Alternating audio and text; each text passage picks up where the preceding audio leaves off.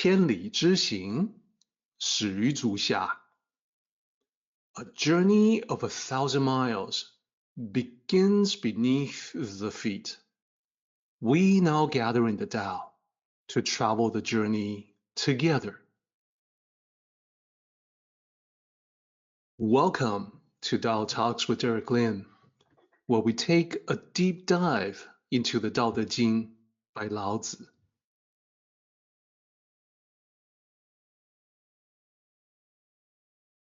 I would like to extend a warm welcome to you. Thank you for joining us.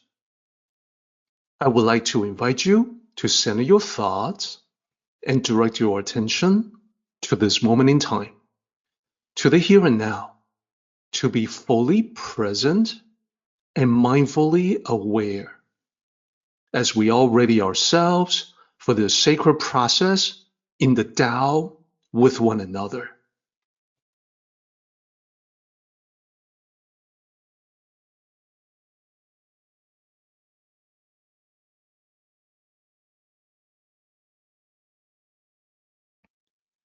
And I know there are those who hear me talk about this experience. They may think, well, I don't have access to ordained masters from an authentic Tao tradition like Derek does. Well, I want to say, absolutely, this does not mean they are out of luck. Quite the contrary. Let me explain by clarifying who are our teachers. In the Tao, if I were to pose this question, I think one of the first answers would be, well, we learn from the ancient sages. We read the sutras, we read the classics. No question, this is a primary avenue of learning for every generation. I would only point out that these ancient sages are long gone, so no longer with us physically.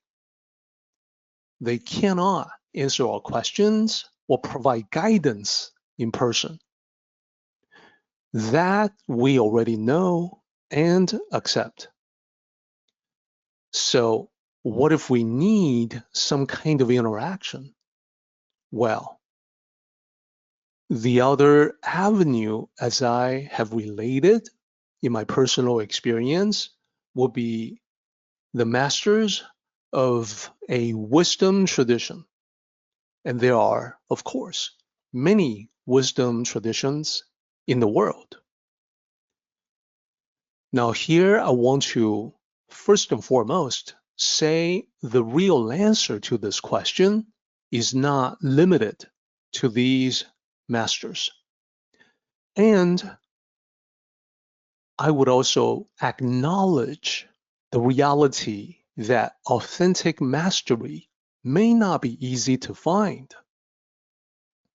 As I mentioned, some people may live in an area that does not have a diverse range of options. Also, in the path of spiritual exploration, we know it can sometimes lead to those who do not necessarily embody the wisdom that they claim. For instance, some may be more focused on outward appearance or personal gain than providing real guidance to us. Therefore, I think it would be wise to cultivate the skill of being able to discern the truth, to seek out those whose actions align with their teachings. I would further suggest that we should always approach with a healthy dose of critical thinking. We should look past surface appearance, like attire. It doesn't matter to me if the master is dressed in exotic robes, it does matter to me that the master is taking the appropriate care of appearance as would anyone else in society. I would also look past the name because sometimes when it comes to Asian traditions, people associate an Asian name with authenticity. In my experience, that is not true. Indeed, someone who goes by a very Asian, non-typical name may have no greater understanding of the Tao than you, but they create this aura as if they do. And it doesn't even matter if they come from a country of origin that matches the tradition that you have in mind. Again, that is a superficiality. In my experience, someone from a foreign land is not necessarily better qualified than someone who is not. It really depends on the character of the person. We need to look past all that so we can observe the real lessons. And as I said, I've been very fortunate. I encountered and learned from real life sages. I know that such extraordinary individuals are exceedingly rare.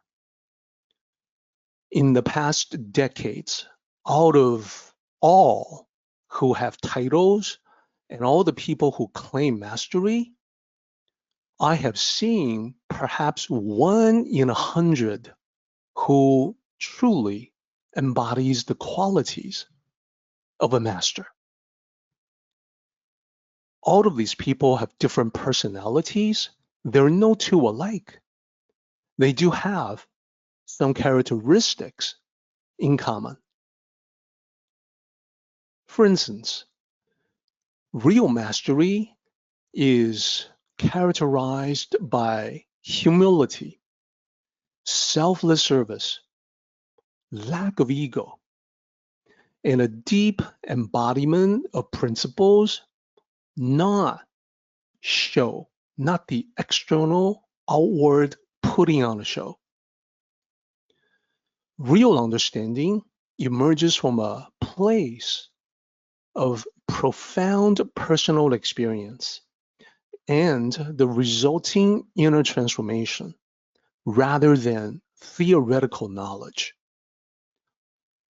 The greatest masters I have encountered personally base their wisdom on practical, actual life experience, lived experience, not theories. And these teachers share their wisdom with a low profile quietude and a distinct lack of self-promotion.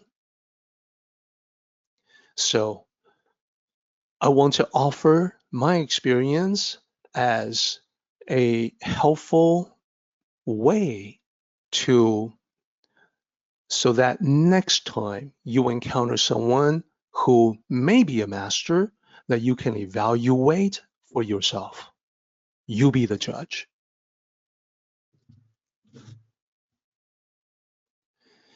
Now, I want to get to the real answer of the Tao.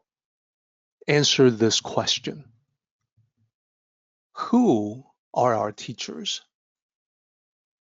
The answer in the Tao comes from this particular phrase. And here's the translation I will offer.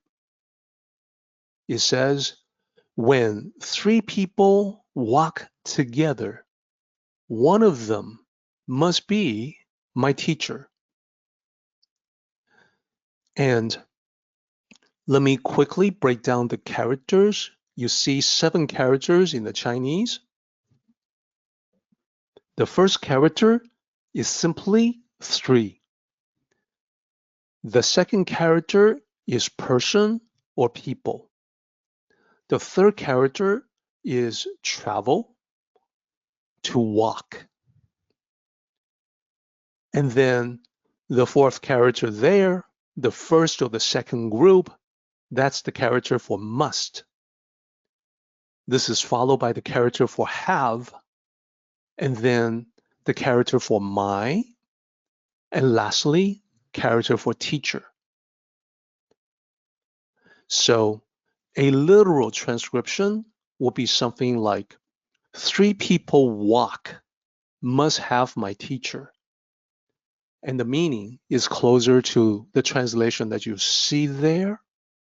This is from the Analects of Confucius. The meaning of 3 people is not 3 ordained masters or 3 sages.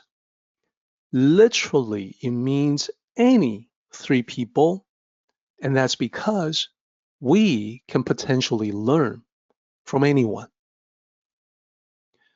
This concept is in complete congruence with the Tao because it comes from a place of humility.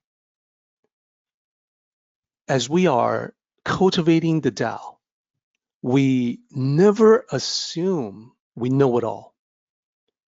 We never place ourselves above others.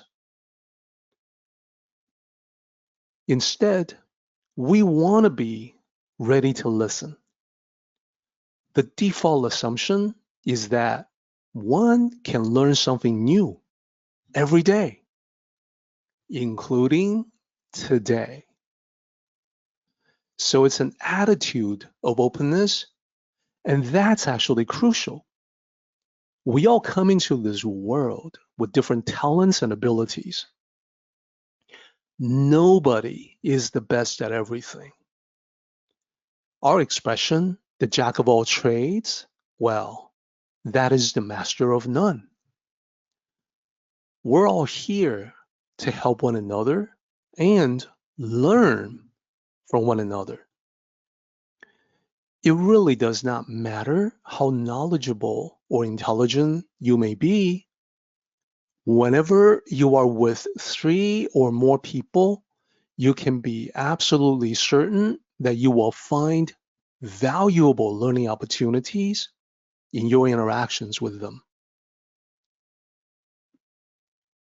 Indeed, I think it is fun to look for and discover learning opportunities everywhere in life. And this means keeping your perceptions in tune with this openness to new ideas. I would even suggest asking yourself throughout the day, what are some interesting things I can learn here? Dig a little deeper. Ask questions. Chances are excellent that you'll be delighted with wisdom that can sometimes come from unexpected sources.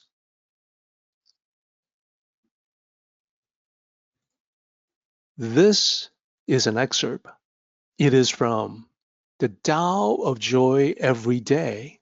It is day 3, called Learning Opportunities. Why is it day 3?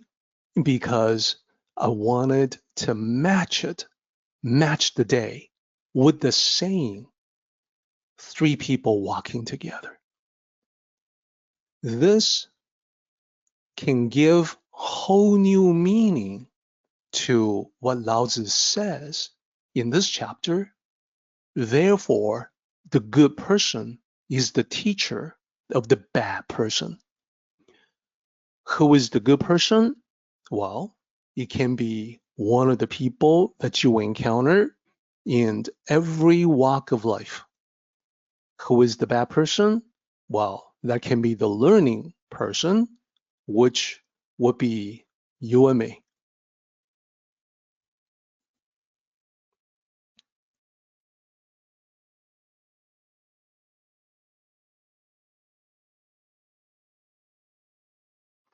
Our meeting has come to an end, but the journey continues on. Until next time, may the Tao fill you with peace and happiness.